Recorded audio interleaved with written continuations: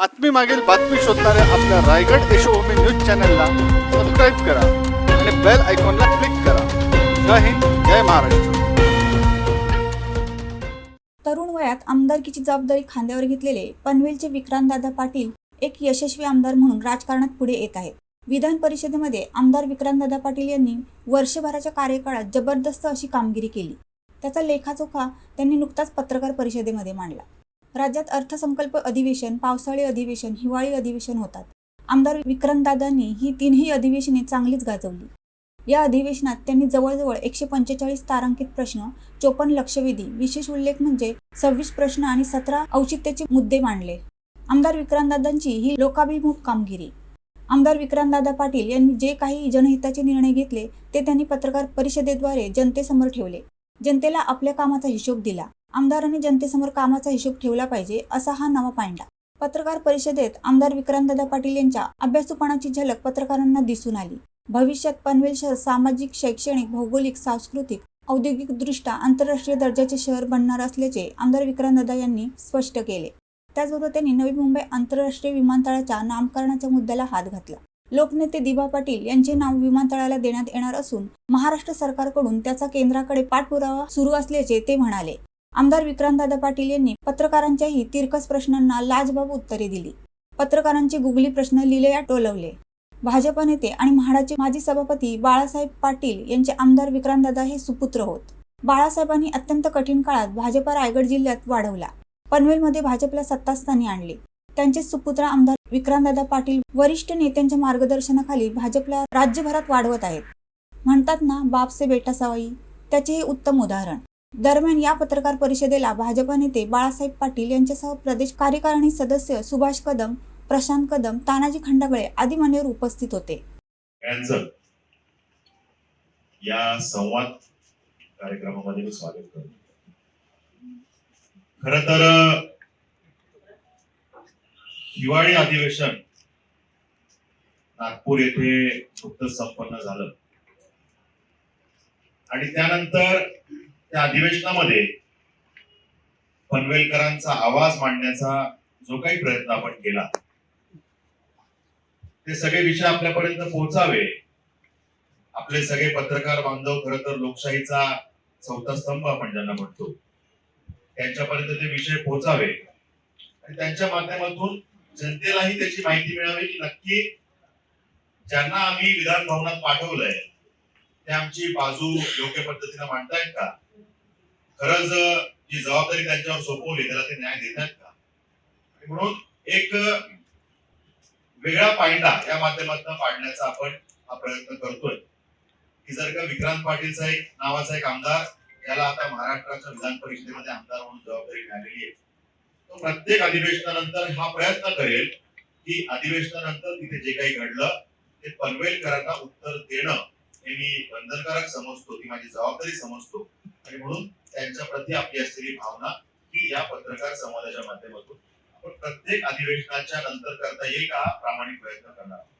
वेळेत कदाचित कधी पुढे मागे होऊ शकेल, पण आपला हा प्रयत्न नक्की असेल की ज्या पद्धतीने आपण हा विषय सगळ्यांसमोर ठेवतो.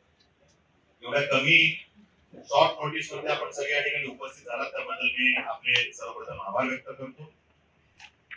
खरं तर आमदार म्हणून जबाबदारी मिळाल्यानंतर जी काही कारकीर्द राहिली, 1 वर्ष 31 ऑक्टोबरला पूर्ण झालं आणि सुरुवातीचा कालावधी खरं तर सामान्य कार्यकर्ता ते आमदार हा एक स्टान्स चेंज व्हावा लागतो, एक मोड चेंज व्हावा लागतो.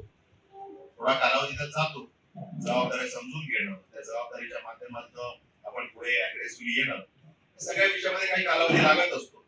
तेवढ्या कमी कालावधीत हा विषय, हा प्रवास आपल्याला कमी करता येईल आणि आपल्याला लोकांच्या प्रश्नांसाठी संघर्ष करता येईल, प्रश्नांना न्याय मिळवून देण्यासाठी प्रयत्न करता येईल, तो आपण कमी कालावधीत मध्ये करण्याचा प्रयत्न केला. आणि ही काही अधिवेशनं आतापर्यंत झाली, मग ते अर्थसंकल्पीय अधिवेशन असेल, नंतरचं पावसाळी अधिवेशन असेल आणि आता नुकतंच पार पडलेलं हिवाळी अधिवेशन. या 3 अधिवेशनांच्या माध्यमातून आतापर्यंत आपण 251 वेगवेगळ्या विषयांना स्पर्श करण्याचा प्रयत्न केला. विशेष उल्लेख की ज्या विषयाला विशेष आपण मांडलं पाहिजे, विशेष उल्लेख आयोग जे असतं त्यामध्ये आपण आतापर्यंत 26 विषयांवरती चर्चा केलेली आहे. औचित्याचे मुद्दे यामध्ये आपण 17 विषयांवरती चर्चा केलेली आहे. अल्पकालीन चर्चेच्या विस्तृत बोलता येतं असे 2 महत्वाचे विषय आतापर्यंत आपण त्यात चर्चा केलेली आहे. आणि अर्धा तास चर्चेचे जे काही आयुध असतं त्यामध्ये आपण 7 अर्धा तास चर्चांवरती त्या ठिकाणी विषय मांडलेले आहेत.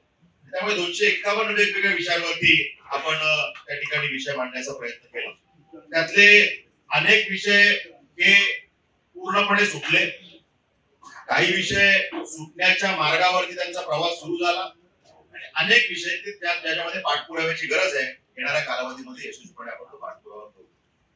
मला प्रामुख्याने या ठिकाणी सांगायचं आहे की जे काही 5-6 विषय जे ठळक आहे की ज्याला खरंच त्याचा इम्पॅक्ट पनवेलकरांच्या आयुष्यावर मोठ्या प्रमाणावर आहे, असे जे विषय त्यामध्ये होते की सगळ्यात सेन्सिटिव्ह विषय जो एअरपोर्टच्या अनुषंगाने येणारा नैना प्राधिकरण आणि नैनाच्या माध्यमातून या भागामध्ये जे काही विकास अपेक्षित होता. 2013 नैना आली आणि 13 पासून 25 पर्यंत 12 वर्षामध्ये नैना स्वतःची पीठ सुद्धा लावू शकले नाही. त्यामुळे ह्या विषयामध्ये खरंच किती गुंता आहे त्यामध्ये अभ्यास करण्याचा मी प्रयत्न केला. त्यानंतर ज्या पद्धतीनं सिडको सुलतानी मानसिकतेतून वागत होती की शेतकऱ्यांना विश्वासात न घेणं, हम करे सो कायदा ही भूमिका, आणि त्यामुळे त्या ठिकाणी कुठेतरी समन्वयाचा अभाव मला जाणवतो.